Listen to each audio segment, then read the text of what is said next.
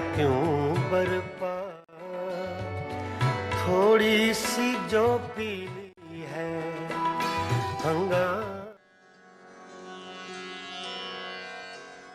Arraroa iruditu zitzaidan ostatu hartan beste bezerorik ez egotea. Gainera, nire logela oso desatsegina zen. Baina hori etzen txarrena. Bakarrik geratu nintzenean, ate bat ikusi nuen ohearen ondoan. Ateak beste gela batera eramaten zuen. Ez zeukan kisketarik, eta zuloz beteta zegoen. Zuloetatik begiratu, eta sarreran topatutako morroi haietako bi ikusi nituen beste aldean. Ohean jesarrita zeuden, ez ere egin gabe. Zertan ari ziren? Lapurreta egiteko unea proposari itxaroten? Ikaratzen hasi nintzen, eta neure burua babestu behar nuela erabaki nuen.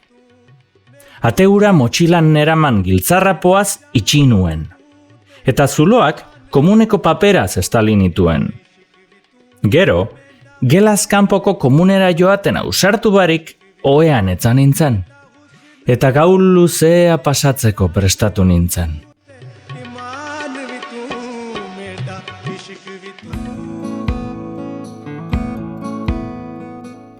Istorioak, gertakariak, berriak kontatzen ditugunean, ideia batzuk azaldu nahi izaten ditugu.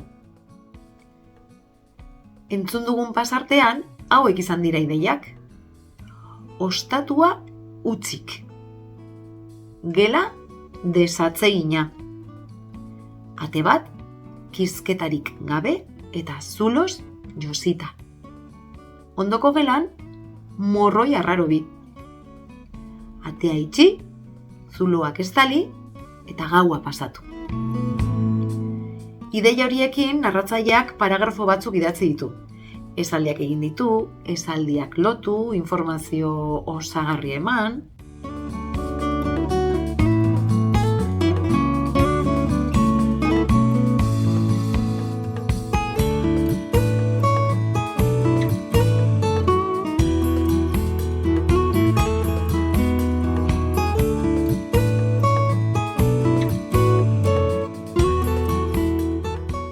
Saiatuko gara gauza bere egiten?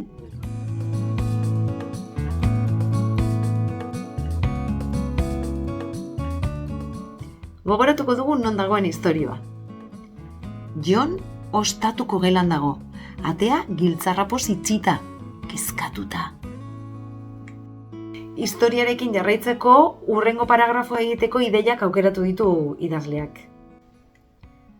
Berehala, ate joka hasi ziren. Atean, langile bat agertu zen. Langileak Iribarre egin zuen. Galleta bat eman zion. Jateko eskatu zion. Ideia horiek esaldietara ekarrita, honelako paragrafo bat idatz daiteke. Ate joka hasi ziren. Ireki nuenean, bertako langile batekin egin nuen topo. Gizonak Irribarre egin zidan. Galleta bat eskaini zidan, eta jateko eskatu zidan. Esaldi horiekin gertatutakoaren ideia bat egingo du irakurleak, baina ideia argiagoa izatea nahi badugu, honela osa dezakegu paragrafoa. Hasteko, irudia berazteko, osatzeko eta zehazteko ideiak bilatuko ditugu. Informazio gehiago emango dugu. Gauerdian jo zuten atea, galleta eskuan zekarren, gizonak urduz zerbait esan zidan.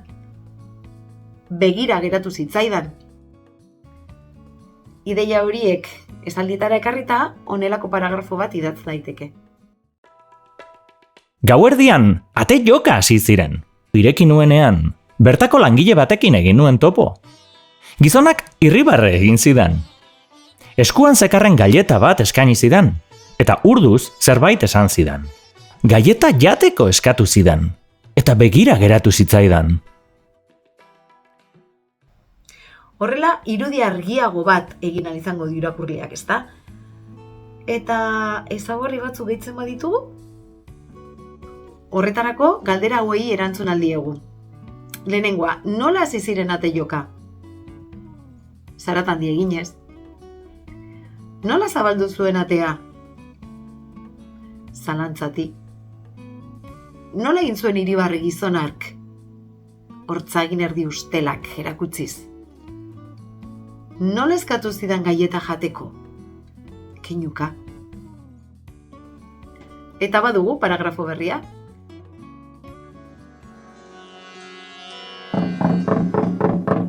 Gauerdian, ate joka hasi ziren.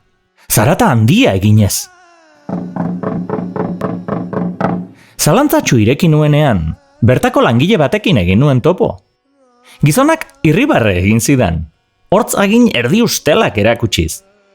Eskuan zekarren galleta bat eskaini zidan, eta urduz zerbait esan zidan.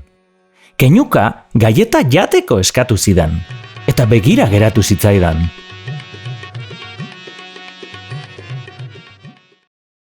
Orain gogoratuko dugu bidea.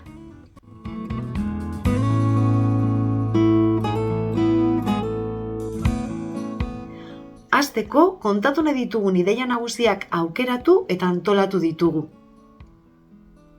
Ideia horiekin behin-behineko paragrafoa idatzi dugu.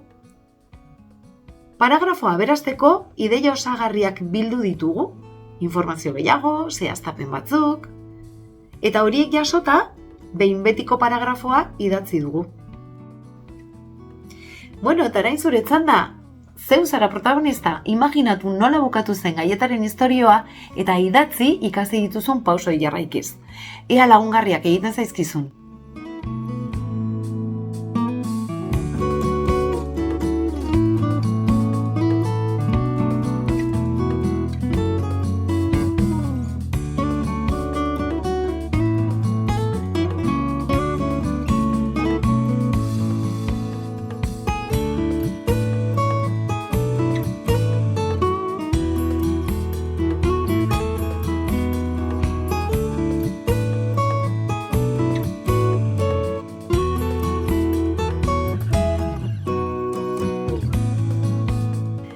Eta amaitzeko, benetako historia entzungo dugu.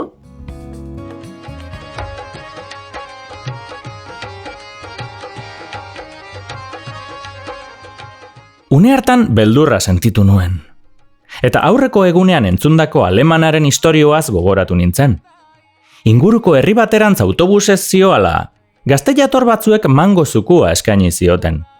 Berak onartu, zukua edan, eta lo seko geratu zen berehala. Handik ordu batzuetara esnatu zen, bide bazterrean. Sakelak utxik. Eskerrik asko, esanion oparia ekarri zidan morroiari, eta itxi egin nuen atea. Gaietak itxura arrunta zeukan, baina jan beharrean bota egin nuen.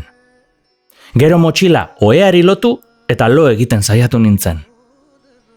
Gau hartan askotan esnatu ninduten ate joka.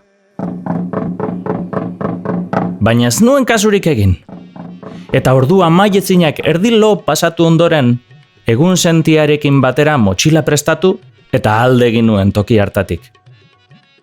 Agian gau hartako beldurra arrazoi gabea izan zen. Agian fantasma gehiegi neukan buruan, entzundako istorio beldurgarriengatik.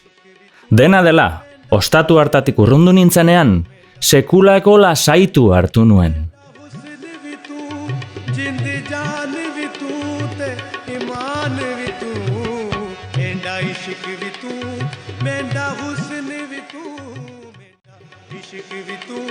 मेरा हुस्न भी तू जिंद जान